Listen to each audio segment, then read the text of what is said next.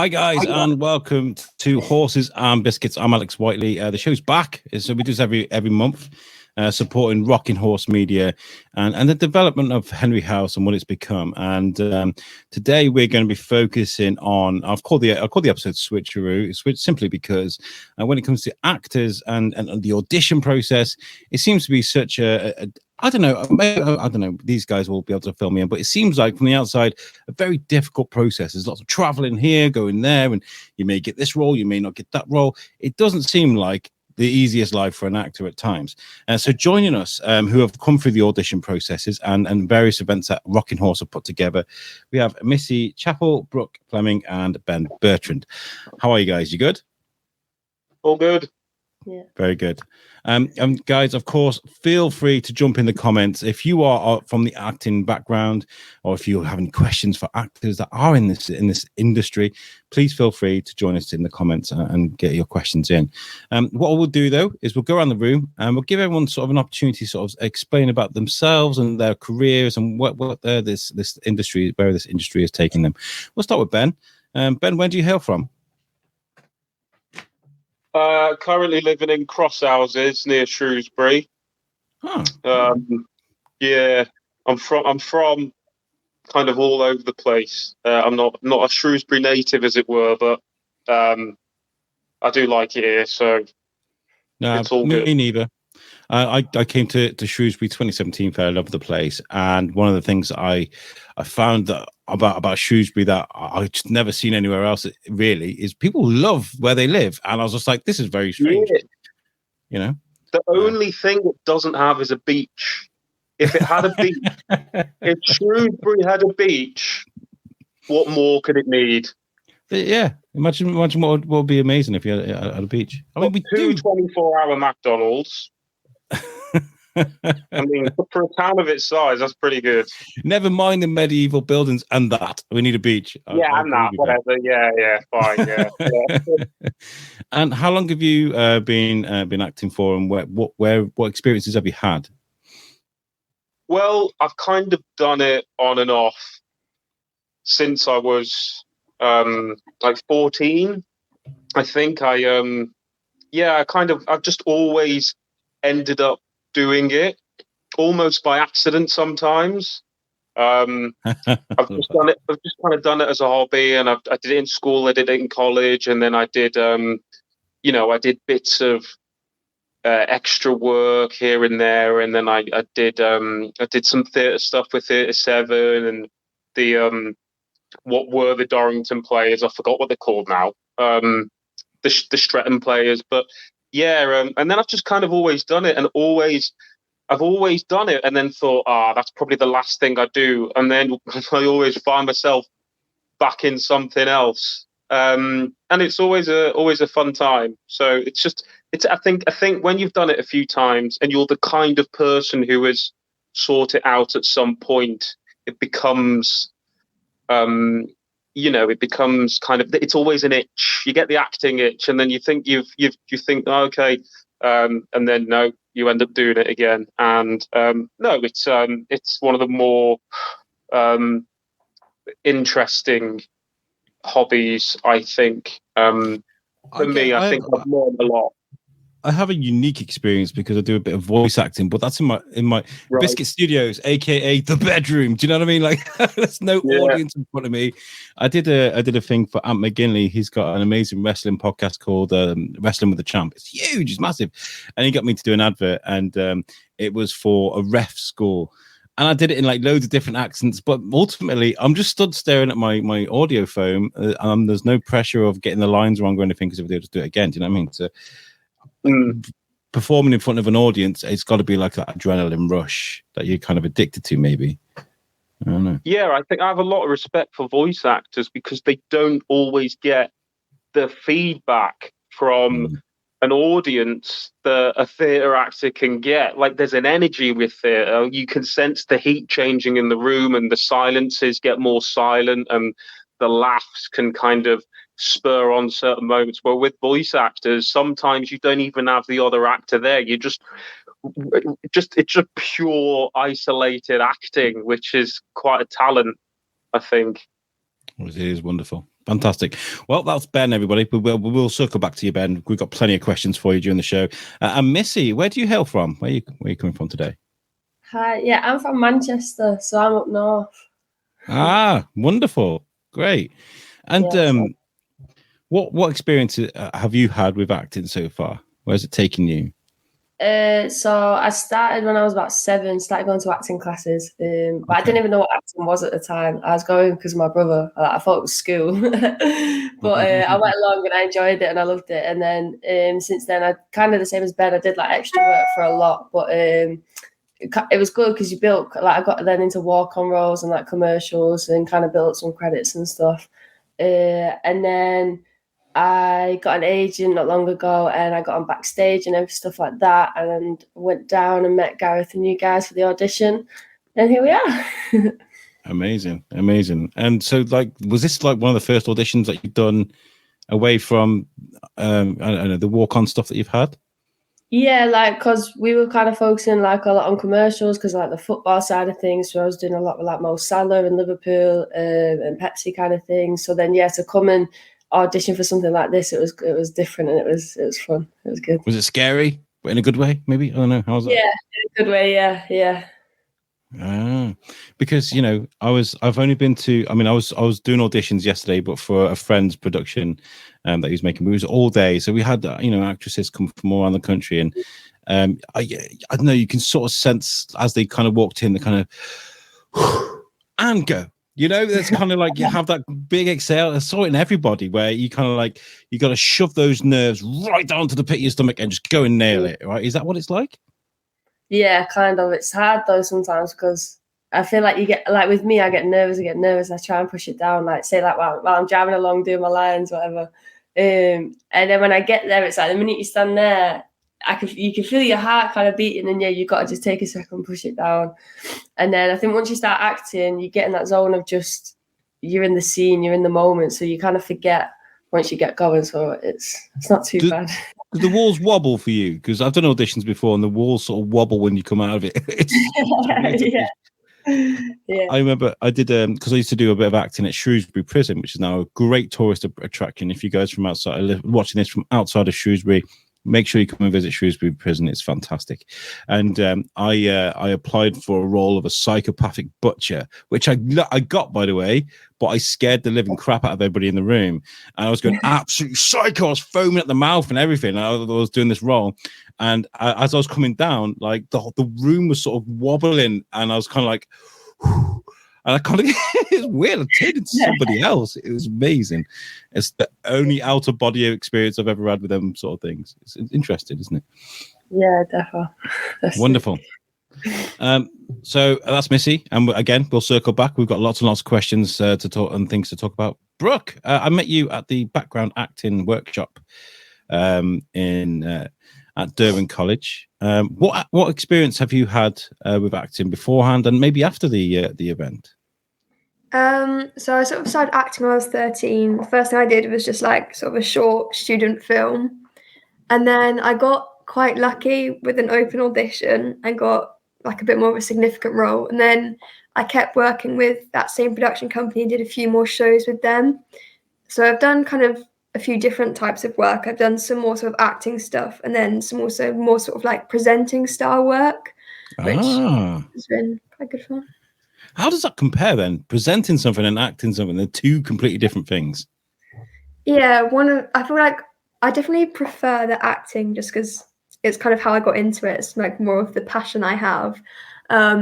With that, you're being a different character, and then with the other one, presenting, I feel like you've got to keep people interested, and you are like talking and kind of sometimes you're talking about stuff which is a lot of facts, or like the stuff I was doing was about like nature and space and stuff. So there was lots of like facts and stats. Was it live or was it pre-recorded? It was pre-recorded. Oh, so that makes it easier then. Yeah, so I didn't have to get it all in one take, which was also quite useful. That's great to hear, because when you're doing something like that, which I've done that again, you kind of sometimes you can find the momentum getting away from you, and it's really hard to either keep up or to keep it kind of going at the same speed. if you can do presenting, that kind of work, whether it's radio, whether it's something pre-recorded like you've done, or live, then you've got a great skill. Because I'm not brilliant at it. I do the podcasting stuff, which is different. I guess I've just always done this. It's natural to me. But if you can actually do it on a professional level, got so much respect for you. Absolutely. Wonderful. So we know where everybody is, and where are you coming from, Brooke? Actually, we've got everybody else, but not you. I'm currently based in Peterborough. Oh, in Peterborough. Okay, Yeah. wonderful. So we've got people from all around the country coming today. We've got lots and lots of comments coming in, guys. We're going to go through them first before we get into our first subject. Jane Pickworth, who I spent the whole day with yesterday, one of the amazing friend, great voice actress, an amazing talent. How are you? And Kathy Chilton's in the chat. She says, hi, everybody. Hi, Kathy. Hope you're having a great day. James Law says, great to see everybody. Lots of talented people. Yes, these guys here. Not so much this guy. And Abby Baker, she says, hi, Kathy. Is Anna watching? I don't know, Anna. Are you watching? If you are, get in the comments. Gareth, the man. Thomas from the boss over there at Rockin' Horse says, probably our closest main cast member to us, locally speaking, is Ben. Cross Houses. Yeah. I drive through Cross Houses every day. It's on my way to work. Over that roundabout. That's where I go. Kathy is, she says, just coming on, hopefully. I think that's about Anna. She's going to be watching. Kate Harris. Karen herself, she says, hi. How are you, Kate? Hope you're well. And Sarah Heath is, hi all. Is Snail Beach only 12 miles away, but it's not a beach? Yeah. We have got a beach, Yeah. Ben, but it's not a beach. Fair enough. Yeah. I got the Reebrook, which is just by me. Lots of rivers and lots of countryside walks there, and there is a little beach there that in the summer is great. There's like rope swings into the river and stuff. It's not quite Top Gun sunglasses, aviators, grease up and play volleyball, but there we go. And we've got lots of people chatting. Bob Mackin, who's been a great photographer for Rockin' Horse, getting lots of pictures in, says, buenas noches, everybody. Dark already. You're the first person to say that, Bob. It's the most ironic thing that us Brits do is they always, sort of talk about how dark it is when the cocks have gone back. So, yeah, we've got a few comments in, and I will revisit. Oh, Dean Raymond's in the chat as well. He says, hi, everyone. He was in Wrexham with Rockin' Horse yesterday, which we will get pictures. We'll take a look at them. And Anna, there she is. We found her. And she says she's watching. Julie Breakwell, she's in the chat as well. We'll be chatting about her later. I hope you don't mind, Julie. Anyway, right, I've got to talk about. I want to talk about the Rockin' Horse auditions for you guys because I'm sure it's different for every one of you. Now, Ben, I was at your audition at I think it's Open Spaces in Oswestry. It seemed like such a long time ago.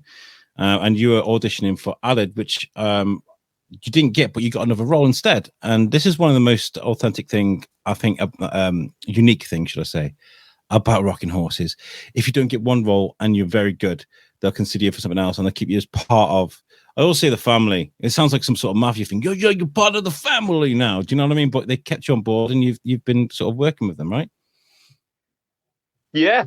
No, they. I think one thing that is very notable about the audition when I went was, even though when you walk in and there was a lot of people there, more than I thought there was going to be, instantly got the sense that everyone in the room was on my side, in the sense that they weren't scrutinizing, they weren't judging. They were very warm. They were watching as if they were genuinely excited and happy to see what I had to do, and that really helped set a positive tone. And I felt it just helped. It helped me loosen up, and it helped me just kind of get into a flow. So yeah, that was great. That was, and then obviously the audition itself was for Aled, which was a completely different part to the one I got. Having seen another audition, having been present at another audition after, and seeing Dean, who actually got the role of Aled, and him reading lines for that character, and I thought, yeah, they really chose the right guy for that, because he, just him reading his character in the auditions. You could tell he was, he was great. He was really talented. So that that's given me confidence that they've chosen the right people for the right roles. And yeah, the role I got instead, Gareth sent me a while ago a little description of the character, and I kind of thought, oh, that's quite similar to who I am as a human being. Yeah, I was like, I've been typecast. But no, I'm really excited for the role I actually ended up getting. And I do think that I fit that role, and Dean perfectly fits Alid. Like, having just seen what I saw of him, yeah, just great choice. And yeah, my character that I'm playing instead, Mac, Izzy's boyfriend. Yeah. It just reads like a role that I feel like I could be quite comfortable in, and looking forward to playing. But yeah, it was a really positive experience. Their process and their attitude really helped facilitate bringing the best performance out of me, and they judged, that maybe I didn't fit Alid, but I fit this other role, and I'm very confident in the different opportunity that they've given me. I think it's all worked out for the best. It's really hard. It's really hard when everybody's just brilliant. It's like, I remember being there, and I can't judge someone on their appearance because I haven't been to Juilliard. I haven't been to drama school. I haven't been to these amazing things and done these experiences that you guys have had. I'm sitting there as Al, the biscuit guy. You know what I mean? And what kind of experience is that? So like, when everybody come in, I think everybody blew me away. Oh my God, you're amazing. It's him. Oh my God, he's amazing. It's him. Oh, and it was really hard for me, but the trained eyes knew what they were looking at. And Dean's in the chat. He says, that's thanks. That's very kind. Thank you, Ben. Looking forward to working with you. So that's really nice. And Jane's like, clocks, Alex Whiteley. I did say clocks. I'm pretty sure I said clocks. And Bob's in the chat as well. He says, I'm your go-to guy for a cliche, Alex. Okay, good. I mean, we do need a good cliche. We need to be brought back down to earth. Have any of you guys ever been to an audition and it's absolutely gone terrible? Like, you've absolutely ruined it? Yeah? Have we got an yeah. Yeah? Tell us about it, Ben. I mean, it might be a terrible experience in your life. It's quite ironic, actually, because I noticed that Dean went to Italia Conti drama school, and the only drama school I ever auditioned for was Italia Conti, and I totally stacked that audition. Just absolute. Just I was out there, and obviously I didn't get in. So this is the second time he's beaten me at an audition. But yeah, that was the that was the audition that went really badly for me. That's it. Apart from that, if I've done an audition, I've always ended up getting not that role, but another role for some reason. But yeah. Do you think it plays well to be sort of nice, not to walk in and be like an actor, and be like, where's my drink? Kind of like playing the prima donna and coming in and with an attitude, and if you don't get it, being terrible. I mean, like you and Dean working together with, all of you guys working well with Rocking Horse after the fact. Do you think it pays well just to be nice? Yeah, obviously, yeah, of course. Yeah, definitely, yeah. Missi, let's talk about your audition. Let's go through it. What was it like for you? Talk us about the day. Did you have to practice all your lines the night before? Were you practicing them on the train or whatever? How was it for you? Yeah, so I went down the day before to Birmingham because I thought it was close, and it wasn't that close. So I got my friend, and then we drove up the next day on the day of the audition. And as we were driving, she was going through the lines, and I was speaking and driving. And I packed up. She waited in the car, and I came in. And yeah, kind of like Ben said, you are a bit overwhelmed with how many people were there at the audition. But yeah, like he said, they made you feel warm and welcome and not judged and scrutinized kind of thing. And I did the audition, got some nice feedback, and then went home and waited for that call. Nice. And when you got that call, I think the quite great angle to get this is, have you done any auditions around that time where you didn't get the call? What did it feel like when you got the call? You know, what was that feeling like? Yeah, no, it's a nice feeling. It's yeah, kind of like the same as Ben again. I haven't really done an audition where I haven't even got the role or something on the same production. So it's really nice when you get when you know they're ringing and you know it's the unknown number kind of thing.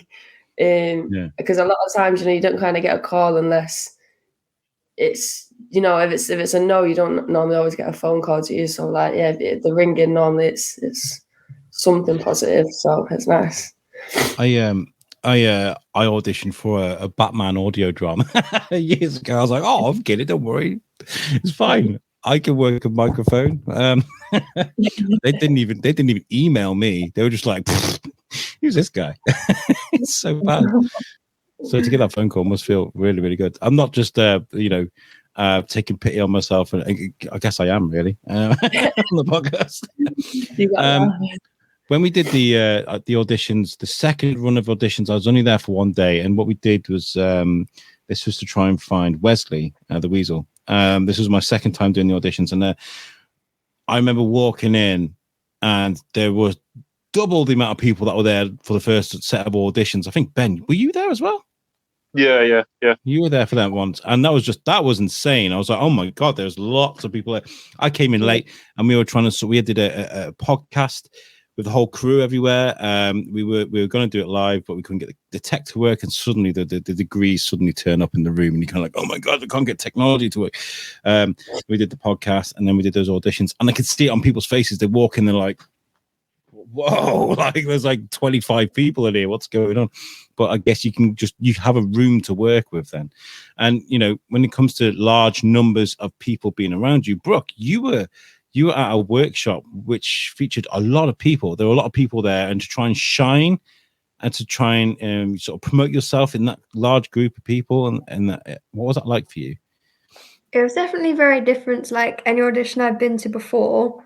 And there was, a lot more people there than what I was kind of used to. But it was also quite nice in a way because everyone kind of, it seemed like everyone was kind of getting along very well, and it was quite like a friendly environment. So as much as everyone was trying to like promote themselves, when we were like working in groups and stuff, everyone was like working together to kind of help everyone sort of showcase themselves, it was quite a nice sort of like feeling with everyone sort of working together. Yeah. It was a bit like if any of you's ever been to a group interview, it was a bit like that, when you get like half a dozen people or a dozen people in a room, and you give them command tasks to do, and you look for the ones that kind of like really excel and sort of do well, and that they're the ones that get called back. That was like what the background actor workshop was like. It was also a way of like learning. If you had a little bit of experience and you want to go a little bit further, that's what that was for. We get some amazing comments coming through right now. So Lynn Goldsmith says sometimes acting works out that way. Jim Broadbent was up for the role of Del Boy. David Jason got the part, and Jim brilliantly got the part of Slater. Yeah. So that's quite cool. Alex Chow Montague says you're right, Alex. Rocking Horse does seem to attract amazing talent. Yeah, I agree. This is why I've kind of paired up the shoes with Biscuit, and we're doing this together because I thought, there's something happening in Shropshire. We need to be a part of this. And we have a massive comment coming in from Gareth. He says, Missi's audition for Izzy. Sorry, Missi, we can't see your face there. Look at that. Covering your face. Outstanding. And I spent the rest of the day adamant that the part of was hers until a certain Scottish girl turned up, and the rest was history. But honestly, Missi's performance as Izzy was scintillating and was very unfortunate to miss out. Hats off to her. I knew straight away we needed to bring her back. And Annie Chandler's, she said, Brooke, I had so much fun auditioning with you. Oh, that's nice. And Julie Brickwell, she's in the chat.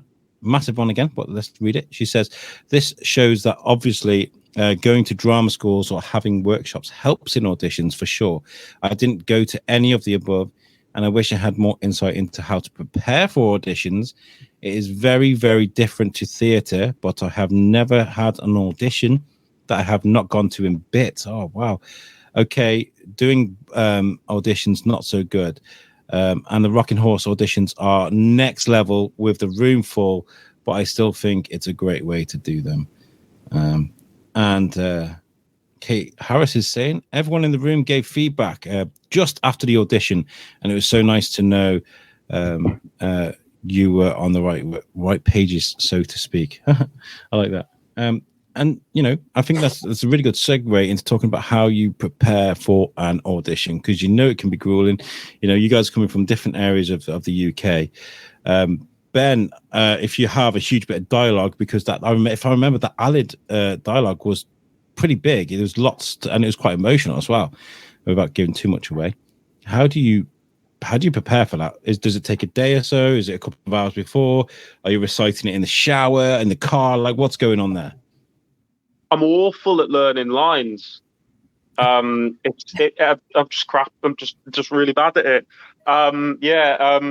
So, but funny enough, different people are different. But for me, I tend to actually, when I do finally learn the lines, the big bits of dialogue are easier to me than the random lines that come in here and there.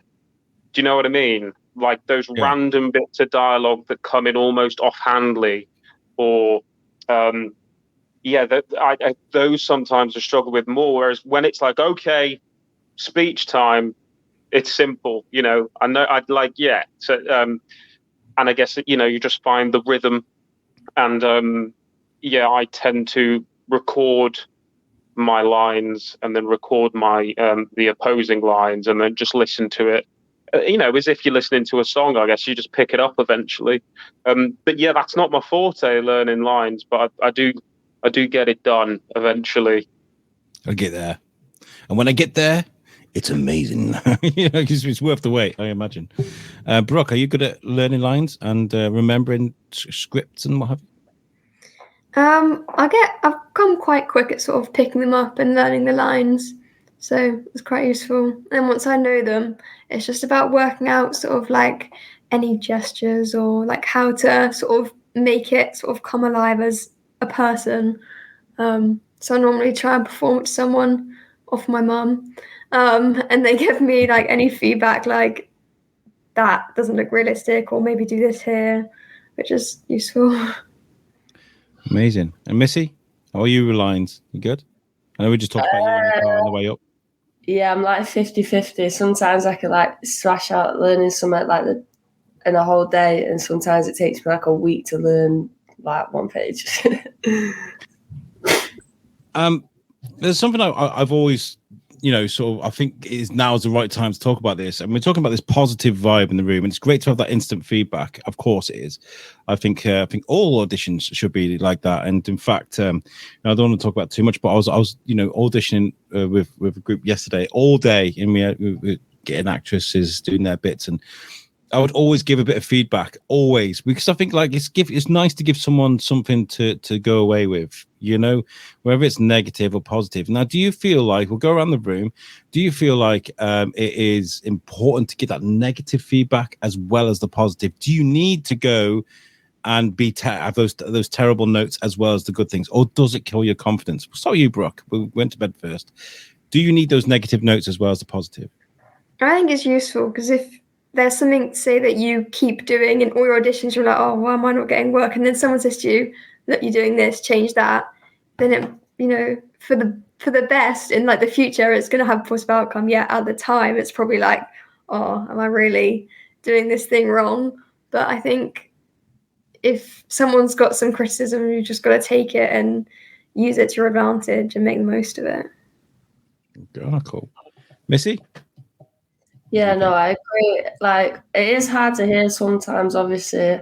It can knock you a little bit, but most of the time, like, it's in a positive way that, you might not realise yet you're doing something that's like not that it's not good, but you know what I mean? Like, you don't realise that you're doing something, and if someone says, okay, well, maybe tweak this or change this just a little bit, and it'll progress you more forward, and you didn't even realise, like, it can help you a lot.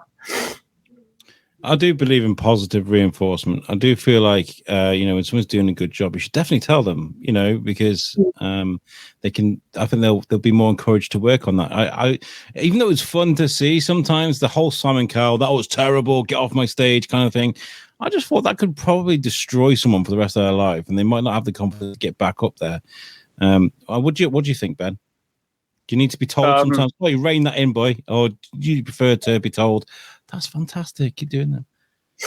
Well, I guess in a audition, it's different because you don't go in there 100% knowing the character through and through, having had direction, having had experience with the lines over. Like, you go in with an idea, and I think a lot of auditioning is literally, do you kind of fit that part enough that the director can sculpt your performance? So I feel like in auditions, it's never a case. I'm lucky. I've never experienced like someone saying that was bad. And I think any professional director with any talent understands that that's not what you do. You give people, well, basically they'll give you direction. That's all they're doing. It's not negative feedback, it's direction, or it's explaining to you why you don't fit the part, and we're not going to be able to mold your performance into that. And it's nothing to do with you as a talent. It's just you just don't fit the part. It's just the way it is, but yeah, I think direction can only be constructive. Great points, guys. Great points. And we got some great comments coming, because I was thinking of what's that film that Leonardo DiCaprio did with Tarantino? Once Upon a Time in Hollywood. Is that it? Yeah, that's the one. Where he's like, that one, yeah. And there was a scene in there where he listens to his lines back. He reads them out and he listens to them back, and he's got like a dictaphone and he's answering back and he's remembering his lines that way. And there's a few people coming in with comments now. So Kate says, I tried to learn my lines by listening to them when I went to bed. I just sent myself to sleep listening to my own voice. They didn't even get into my subconscious. Still had to learn them the next day. So it kind of works, but maybe not. I don't know. And Alex says, love that. Sculpt your performance. Yeah. Okay, that's good. Well, the idea of this show is to sort of show you guys that through the Rocking Horse audition process, other things can happen. And, Henry House is kind of like splintering off into different directions, working with so many different people. Again, illustrating why I think it's important that we work with Rocking Horse and keep documenting, because it is moving at such a pace. We need to keep on top of these things. And so Ben is going to be playing Izzy's boyfriend. Missi, which role did you pick up after this? My mate. Sorry? Sharon, Izzy's mate Sharon. There you go. You got that one. And Brooke, you're working on a spin-off show, A Penny for Your Thoughts, with Anna Redding. Can you tell us how this idea, Penny for Your Thoughts, came up? How did it happen? Well, the first I sort of heard of it was from Gareth, who sent me a message, and he called me to sort of explain the idea, to sort of see if I'd be interested. And as soon as I heard about it, I was like, yeah, sort of, I want to be involved. And it's basically a short film to sort of portray the condition that Anna has and sort of, I don't know, bring it to life and show what it's like and how it can like affect people. Yeah, and if you guys cast your mind back, I think she's watching the show now. Anna was on our last show. She was slating for the first shooting day of Henry House, and she was a fantastic guest. She was great to speak to. Was she great to work? Have you spoken much with her and sort of discussed where you want to move with this? Yeah, so we spent a day and I met her and we sort of got to know each other a bit and we sort of spoke a bit about the short film. It was nice. It was good. Well, Gareth has sent me a video. I'm going to try and get technology to work now. So let's see if we can do this. Here is a promo that Gareth sent me for Penny for Your Thoughts. You guys take a look at this. Here we go. Coming soon from Rocking Horse Media. A penny for your thoughts. A Henry House Story, starring Brooke Fleming with Kate Cauldron and Simon Fisher-Becker. written and directed by Anna Redding here at Derwent College. Don't miss it.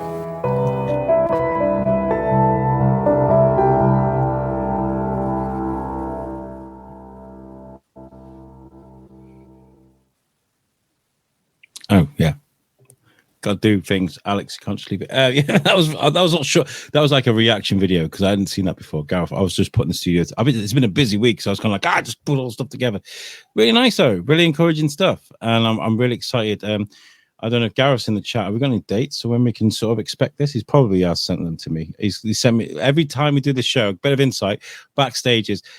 Gareth kind of has this absolute meltdown, and he sends me a list like this on Messenger of things I got to talk about, which I don't work very well with. I'm not an actor. I can't read things. I need short. This is what I do as well, and this is a good bit of insight to how I deal with things. I do the radio live, and I do little bits. I mean, if I have to follow a script, I'm doing some voice acting things, then I will follow the script. But when it comes to planning out a show or a podcast or the radio, I can't write down what I have to say in a big long list. I have to bullet point things and give myself little checkpoints. I know I've got to get here, and I know I've got to get there, and I have to get there my own way. I think I'd struggle with a script, I think, on a whole scale. So yeah, that's how I deal with things. Gareth says, poor old Alex doesn't have to put it with a lot of long messages from me on podcast days. Yeah, there you go. I do. Okay, so I don't know, Gareth, let me know when that is due in do you know, Brooke, the short, when the deadline is for it? Okay. Okay, so we got that to look forward to. I also want to give a shout out to Julie Begwell as well, who's in the chat. She landed role playing Fiona in Shrek. She's going to be in Newtown next month, which is pretty cool.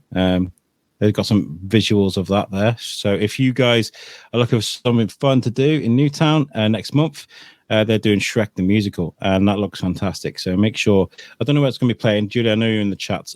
If you're a website or something where people can buy tickets, that would be amazing. All right, so yeah, moving on with everything with what Rocking Horse has been doing. Do you guys feel like sort of the acting talent that's come through?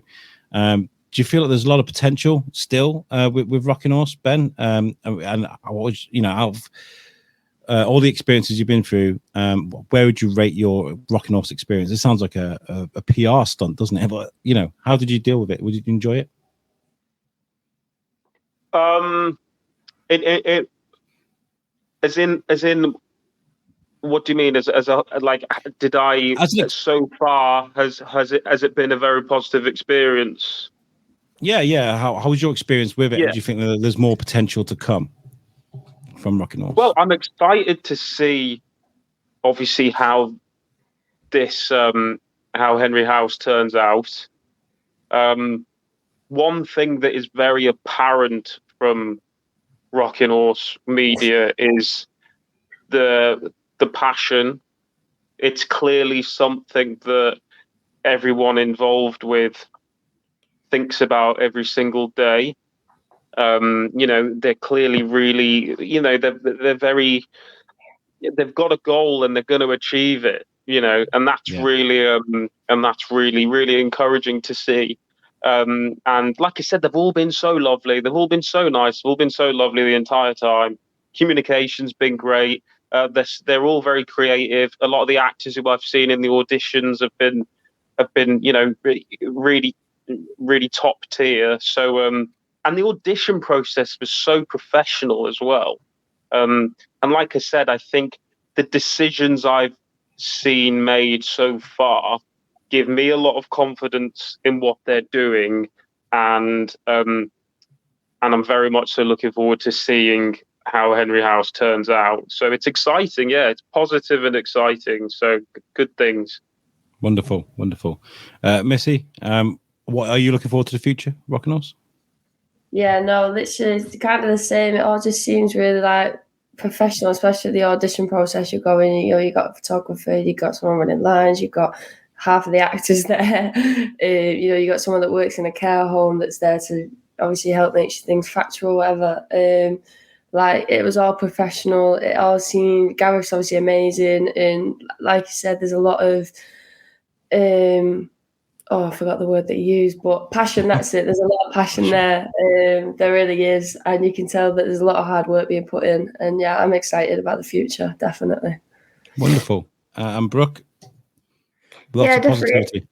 It's been like a very positive experience from the workshop, which was obviously a very different environment to like what I'm used to. Like, was very friendly and sort of a lot more of like a group sort of thing. And like from meeting Anna, that was a really nice experience. It's all been like really positive. Nice. Abby Baker. Oh, she says, "Don't we all?" That was just something I can't remember what we were talking to, but don't we all? Don't we all, guys? Don't we all? Alex is in the chat and says it seems such a collaborative process. Fabulous. And Gareth says, he says, "I'm amazing, Missi. I'll pay you later." Alex says the passion shines through. And talking about the positive things moving forward, I couldn't be there yesterday because I'd already said yes to another project, but Rocking Horse and Henry House was in Wrexham yesterday. They see Alid, you see him here with the landlord from the pub next door to the race course. I've forgotten the name of it now. Oh, the Turf. It's the Turf, isn't it?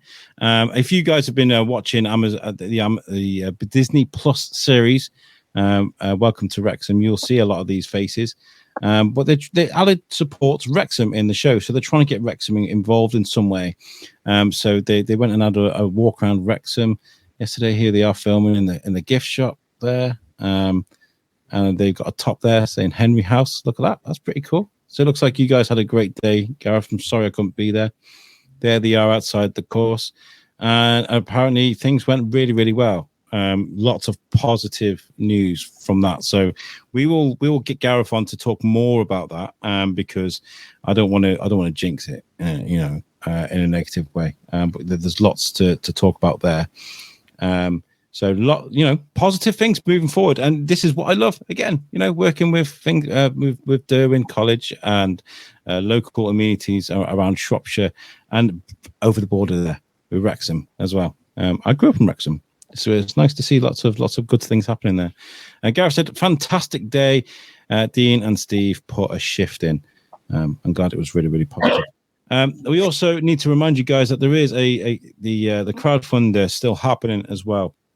These things aren't cheap. Equipment is expensive.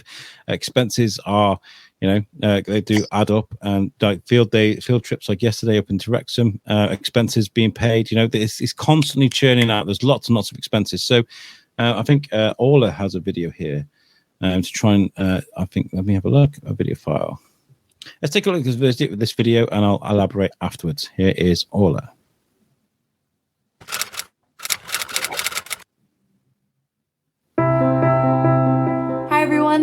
Orla Jones here, who will be playing Izzy Orchard in our care home drama series Henry House.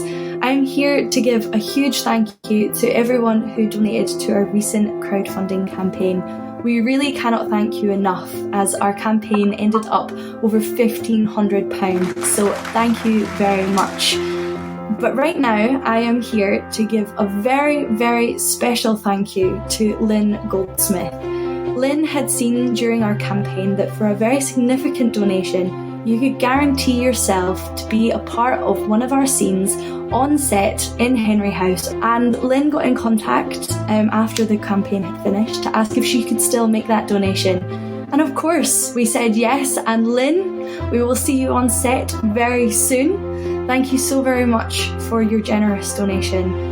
And if you're sitting at home, like Lynn, thinking, can I still donate? Of course you can. Just get in touch via any of our social media platforms or info@rockinghorsemedia.co.uk and we can discuss what you would like to donate. But at the moment, thank you to everyone who has already and who continues to support and donate to our crowdfunding campaign. That allows us to continue doing what we love, and we cannot wait to be on set filming Henry House. So thank you everyone We really do appreciate it. From myself and on behalf of the Rocking Horse cast and crew, thank you, and see you soon. Good. Good. Very good. I like that. Settle back.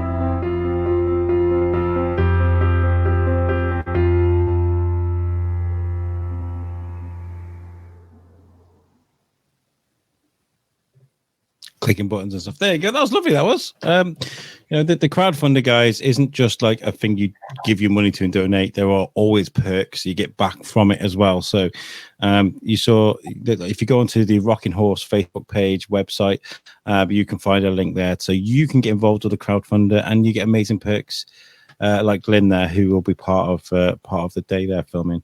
That's wonderful. Steve is in the chat. He says the Wrexham fans were lovely to speak to, and meeting Wayne Jones was equally cool.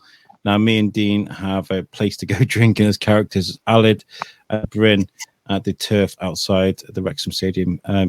So yeah, all looking good. All looking very, very good. I want to say thank you to my guests today, Ben, Missi, Brooke. You guys have been fantastic. Thank you for taking time up on your Sunday to chat with me. And by the way, Julie's in the chat. She said, Julie and Jodie. Julie. She says, it's not me. Jodie Breakwell is in Shrek playing Fiona. She's also involved in Henry House performances. Are on the 10th, 12th November at the Theatre, Havern, Newtown. So sorry, Julie, for getting you mixed up with Jodie. But yeah, thank you so much for joining me. To my guests, to everybody in the comments as well. It's been really nice getting those coming through. And make sure you support Rocking Horse in any way. Oh, there's another thing to do. Oh gosh, I'm terrible today. This is a really. What is this? Have you heard about the new care home drop? So this is a poster I think that's going on. I'll tell you what. I'll put that on our social media because that's a lot to read just before we're about to finish the show. But thank you for sending me that anyway, Gareth. Thank you to my guests. Thank you for everyone for tuning in. Have you enjoyed it? The podcast has been all right. It wasn't that scary, was it? Yeah, it was all right. Stick around backstage. I'll say goodbye to you properly. But for now, thank you so much for tuning in, guys. Peace out. See you later, guys.